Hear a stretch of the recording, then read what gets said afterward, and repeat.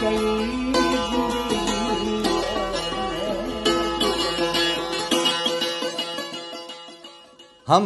एक दफ़ा 2001 के अराउंड की बात है कि promotion of scientific that in third world countries, इस थीसिस के ऊपर या इस थीम के ऊपर काम करते करते अब्दुल सलाम सेंटर के साथ रब्ता हुआ।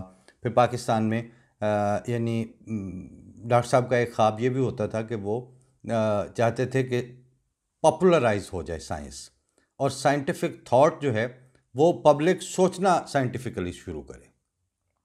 ये नहीं है कि आपने उनको जो दे दिया उन्होंने कहा कि हाँ यही चाहिए था हमें, बल्कि वो अपनी यहाँ पर तो अब ये हालत हो गई है ज़हनी थाट की, तो आप बात छोड़ें।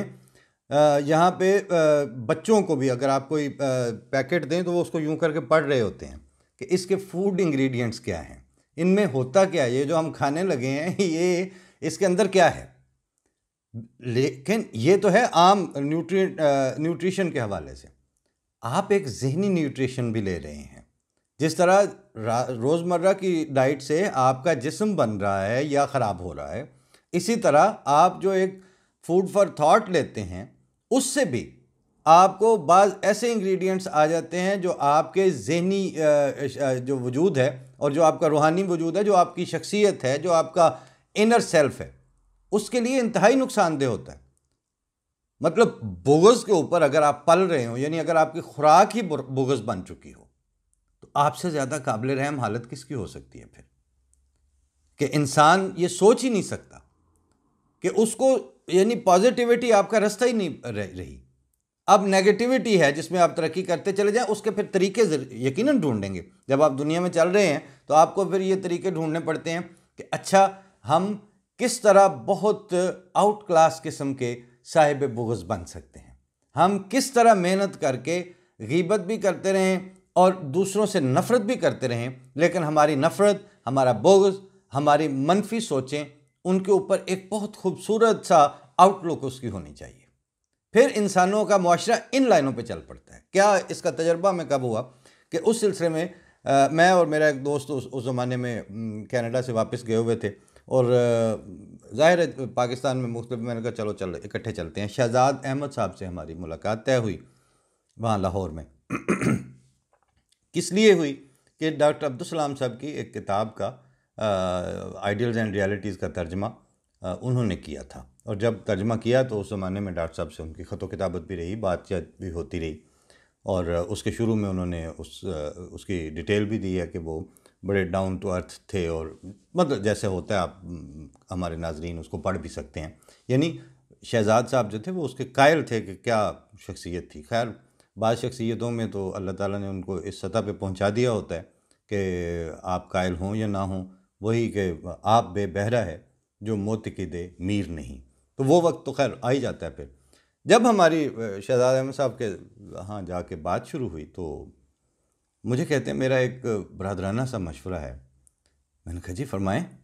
मैंने कहते हैं ये जब आप लोगों से रब्ता शब्ता करते हैं, ख़तो किताबत होती है, तो उसमें आप अपना नाम ना लिखा करें, किसी अपने नॉन अहमदी दोस्त का नाम इस्तेमाल किया करें।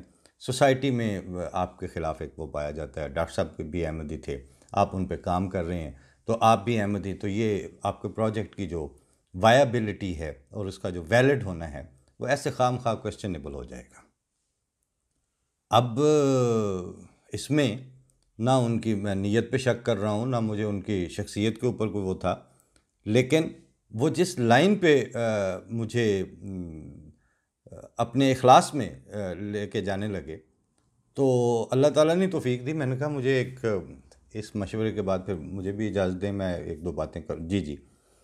तो मैंने कहा आपने डॉक्टर साहब के ऊपर काम किया, उनकी किताब का तर्जुमा किया, उनकी ज़ाहिर बायोग्राफ़ी के अंदाज़ में भी उनको पढ़ा, क्या आप डॉक्टर अब्दुल सलाम साहब की ज़िंदगी में कोई एक दिन ऐसा साबित कर सकते हैं, डॉक्यूमेंटेड उनके बारे में जो हिस्ट्री है, कि जिस दिन उन्होंने अपने अहमदी तशख़्ख़ुस का इनकार किया हो किसी भी वजह से या किसी भी ज़रूरत के तहत? कहते नहीं हुआ, ऐसा तो एक दिन, ऐसा तो कभी नहीं हुआ।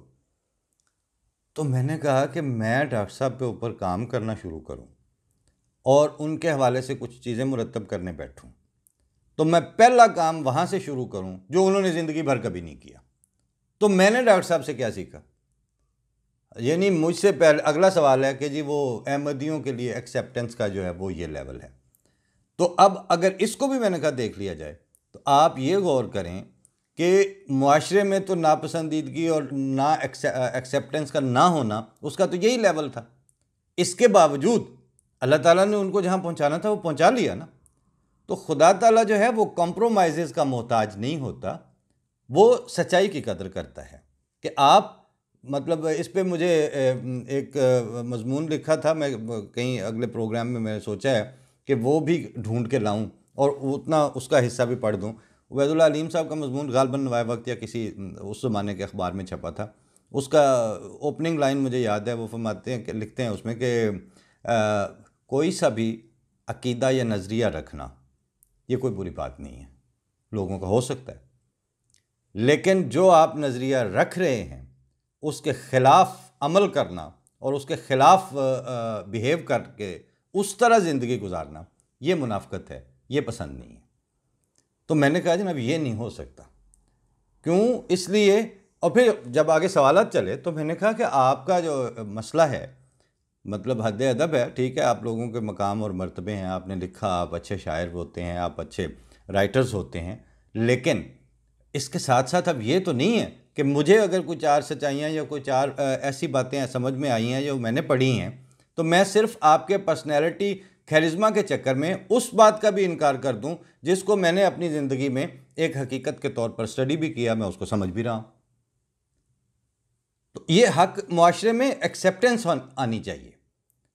ये मसला जिन लोगों को मेरे नाम से मसला पेश आएगा कि ये इनका ताल्लुक भी उसी मसलक से है, उनकी तबीयतों और उनकी सेहत की फ़िक्र करनी चाहिए, ना कि ये कि लोग अपनी शनाख्तें छुपाते फिरें और अपना इजहार जो है उससे रुक जाएं या अपनी ओरिजिन्स का इनकार कर दें।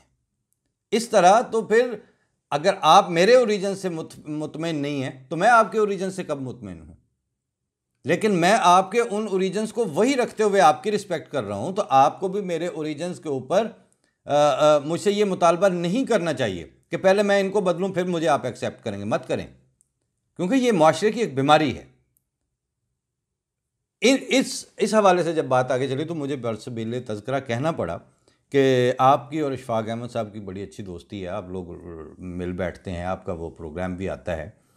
तो इशफाक अहमद साहब का जो सबसे मशहूर ड्रामा था वो था मन चले का सौदा। तो जाहिर है कि ड्रामे के किरदारों में तो राइटर बोल रहा होता है, मुसन्निफ बोल रहा होता है। तो उसमें जब वो अपने क्लाइमैक्स को पहुंचा वो ड्रामा, तो मैंने उसको वो बाद में किताबी शक्ल में भी छपा, मुझे किसी दोस्त ने तोहफ़ा भी दी, वो किताब पढ़ी भी। ऐसा नहीं है कि जो चीज़ वो दें तो उनको पढ़ना नहीं है, पढ़े, और ना सिर्फ खुद पढ़ा बल्कि उसके जुमले दोस्तों को भी सुनाए। तो एक जब वो अपना उस ड्रामे का हीरो जब अपने क्लाइमैक्स को पहुंचता है ड्रामा, तो वहाँ वो कहते हैं भलिया लोका हुन नबी आने बंद हो गए ने, इस वास्ते हुन नबियां वाला काम अहले इलम और साइंसदाना को करना पड़ेगा। अब नतीजतन मैं तो जाहिर है पढ़ते पढ़ते किताब वहाँ रोक दी और रुक के इधर उधर से देखा कि ये जो कहलवाया है जुमला इन्होंने स्क्रिप्ट में और जो लिखा है इन्होंने, तो मैंने फिर शहजाद अहमद साहब से पूछा कि मुझे आप बताएं कि ये अदब की तारीख़ में और अदबी तौर पर ड्रामे के सिन्फ में को स्टडी करते करते कौन सी लिटरेरी वही और इल्हाम था जिसकी बुनियाद पर इतने वसूख से इशफाक अहमद साहब ने कह दिया कि हुन नबी आने बंद हो गए। इसका मतलब मैंने कहा आपको हक है हमारे ऊपर। मैं पिछले दिनों पूरी एक सीरीज़ अल्लामा जावेद गामदी साहब ने शुरू की हुई है और उसका जो उन्होंने तो शायद इस तरह से नहीं कहा होगा, लेकिन उसका जो टाइटल था एक ख़ास प्रोग्राम का वो ये था कि मिर्ज़ा ग़ुलाम अहमद की हकीकत। प्रोग्राम उनका मैंने देखा बैठ के कि अच्छा भी क्या कहते हैं। खुशी ये हुई कि उन्होंने कम अज़ कम जो कोर्ट्स की किताबों में से जो पढ़ा, जो बात सुनाई, उसमें उन्होंने ये नहीं कहा कि मतलब वहाँ कुछ और लिखा है तो इन्होंने कुछ और पढ़ के सुना दिया। नतीजा अखज़ करने में वो आज़ाद हैं, वो उससे जो मर्ज़ी मतलब लेते रहें। लेकिन और दूसरी बात ये कि उन्होंने मैंने वो 30 मिनट का प्रोग्राम था, एक दफ़ा भी ये तहजीब है जिसका अहले इल्म से तकाजा करती है गुफ्तगू। एक दफ़ा भी पूरे प्रोग्राम में उनके मैंने नहीं सुना कि उन्होंने बानिया जमात अहमदिया का सीगा वाहिद में जिक्र किया हो। उन्होंने जमा के सीगे में बाइज़्ज़त तरीके से, इज़्ज़त तरीके से नाम लिया। मैंने उनसे गुजारिश की शहजाद अहमद साहब से कि आपका एक मसला है कि आपका जो अब स्कॉलर है उसको भी ये ख़तरा हर वक्त मौजूद रहता है कि बात चलते चलते, जैसे वो अलीम साहब की मजलिस में शोराई बैठे हुए थे तो उन्होंने वली दक्कनी का जब शेर पढ़ा कि राह मज़मून ताज़ा बंद नहीं ता क़यामत खुला है बाब सुखन, तो उन्होंने कहा कि ये बाब सुखन तो खुला है आपका क़यामत तक, और अगर वो बंद हो चुका है, अल्लाह ताला का आपके साथ मुकालमा इंसानों के साथ बंद हो चुका है, तो आपके जो विजदान और आपके इंस्पिरेशंस की और आपकी ये खिड़कियां कैसे खुली रह गई हैं? इनको तो वहाँ से सब सुखन के जाम भरते हैं, उसी सरकार से जिस पे अब जितना खुले मैखाना है गुफ्तार दोस्त।